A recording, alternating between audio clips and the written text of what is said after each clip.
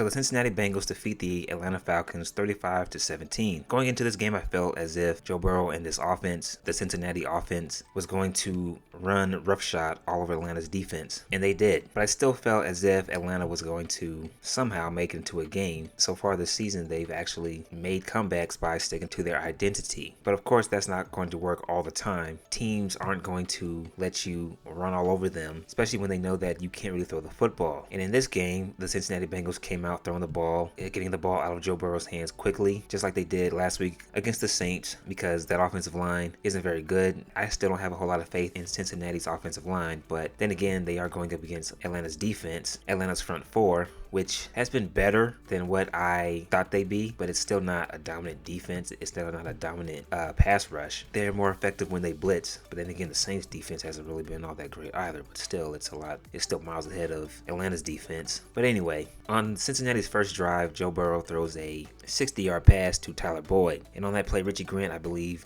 that's who that was, that fell down. And unfortunately, his mistake cost Atlanta a touchdown. It was unfortunate. Joe Mixon runs in for a 1-yard touchdown later on in the first quarter. So it's already 14-0. Then at the beginning of the second quarter, Joe Burrow completes a 32-yard pass to Jamar Chase. So it's 21-0 already. But Atlanta was able to fight their way back and make it into a 20-7 game. And they had a late first half rally. Marcus Mariota threw it deep in this game, hit Demir Bird for a 75-yard touchdown pass. And it was like, whoa, Atlanta actually went deep. So that caught me by surprise. And then Avery Williams got Atlanta into field goal range when he almost returned a punt return. So it was 17-28, but then Atlanta was not able to do anything with the football when they got it coming out of the second half. Cincinnati was still moving the ball up and down the field pretty much at will. 7 more points on the board. It was 35-17, and then Cincinnati's defense clamped down on Atlanta. Atlanta wasn't able to do anything to try and make another comeback in the second half. So this game proved that even though it's been working, okay, it has been working, but it's not going to get you to where you want to go in the long run. And I said this during their offseason. I've been saying this pretty much all season so far. Teams are not going to let you run the ball all over them throughout the entire game.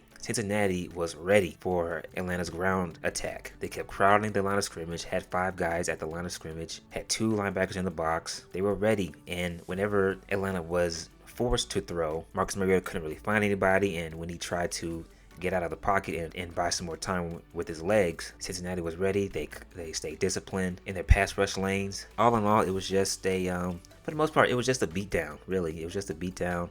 Yes, Atlanta had their little spurt and their little comeback attempt at the end of the first half, but all in all, Cincinnati manhandled Atlanta, I thought. Now, not having Casey Hayward and AJ Terrell, he went down, unfortunately, in the game. Not having your 2 best cornerbacks, and then some more injuries occurred during the game as well. So your secondary was depleted, and they attacked, when Terrell went down, they attacked Cornell Armstrong in the first half. So this game not only proved that you can't really beat teams by just running the football, even though it has been effective this season, I'll admit that, but it's not going to work against everybody. It's not going to get to where you want to go in the long run, but also this game proved that this team still lacks a pass rush. There were multiple times where Atlanta put Cincinnati in uncomfortable situation. 2nd and long, 2nd and 19s, and then the next play, Cincinnati gets most of that yardage back, and the next thing you know, they have a first down, and they're moving down the field again. Yes, the secondary was depleted, but in situations like that, where you know there's a good chance that the other team is going to throw the football, that's when you need your pass rush to kick in. And even though Atlanta's defense has been a lot better than I thought they would be, they're still not necessarily a dominant defense. They're more effective when they blitz, I think, and when they disguise their coverages, their blitzing schemes, and run stunts. Marcus Mariota, 8 for 13, 124 yards, 1 touchdown pass. He was sacked 3 times. He fumbled it, but got it back and converted a first down. I don't know.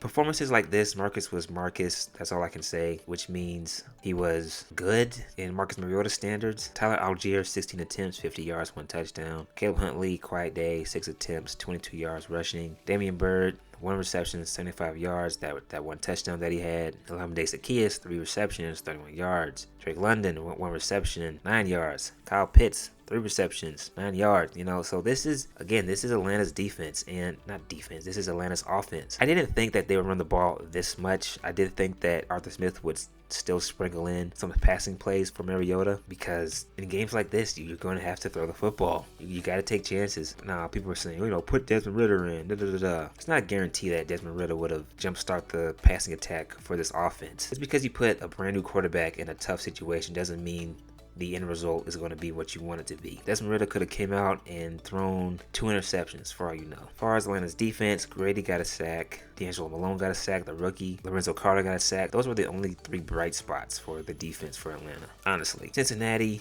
Joe Burrow, 34 for 42, 481 yards, 3 touchdowns. He was fantastic. He had 1 rushing touchdown as well. It was a QB sneak. Yeah, he was fantastic. He was in rhythm the entire game. He was putting the ball where his receivers can get it. He was getting the ball out of his hands quickly. He knew where he wanted to go with it before he even hiked it. I'll give Atlanta credit for trying to man up, given the fact that they were depleted in their secondary and they tried to make Joe Burrow hold on to the football by pressing up and trying to make things physical with their wide receivers and trying to give their pass rush a chance to get to Joe Burrow. Joe Mixon, 58 yards rushing, 1 touchdown, 33 yards receiving. Tyler Boyd, 8 receptions, 155 yards, 1 touchdown. Jamar Chase, 8 receptions, 130 yards, 2 touchdowns. T. Higgins, 5 yards, 5 receptions, 93 yards. Hayden Hurst, 6 receptions, 48 yards. For Cincinnati's defense, Trey Hendrickson, who I think is a very underrated pass rusher. He had 1 sack. Sam Hubbard, he had a pass deflection, 1 sack. Joseph Osway,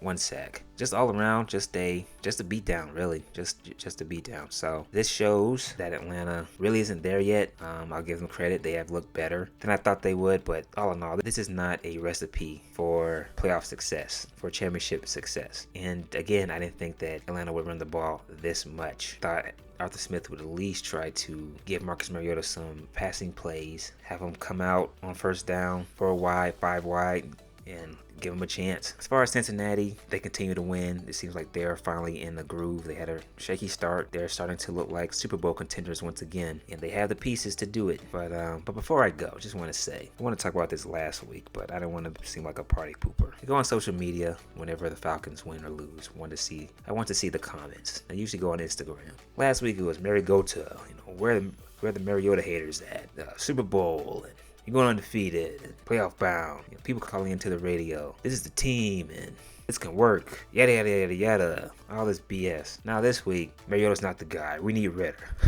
I'm so done being a Falcons fan. I'm disappointed. This is not the team. Yada, yada, yada. It's like, when are you people ever going to learn? When are you people going to relax? This is Marcus Mariota, okay? Again, before the season started, people were saying, Gota. He's going to go to the Pro Bowl. Sleeper. But people were saying that because he was mobile. You all just got a hard-on for Mariota because he was mobile. And people think that the mobile QB nowadays is the recipe for success, which it is not. It's still, can your quarterback throw the football? And Marcus Mariota cannot, to a certain degree. My issue with Mariota is that he cannot push the ball down the field. He has trouble pushing the ball down the field. Now, it's not all on him, of course. Football is a team sport at the end of the day. Arthur Smith could do a better job of trying to trust him and drop some better passing plays, or the coaching staff, I should say, the offensive coordinator and Arthur Smith. The defense is okay. Yeah, people just love to just overreact to stuff. So I bet you next week, if the Falcons win, it's going to be Mariota's the guy. Gota. We're going to Super Bowl again, right? Then the following week, if they lose, I'm done with this team. Start Ridder. But whatever. Please like and subscribe. That is it, and I am out.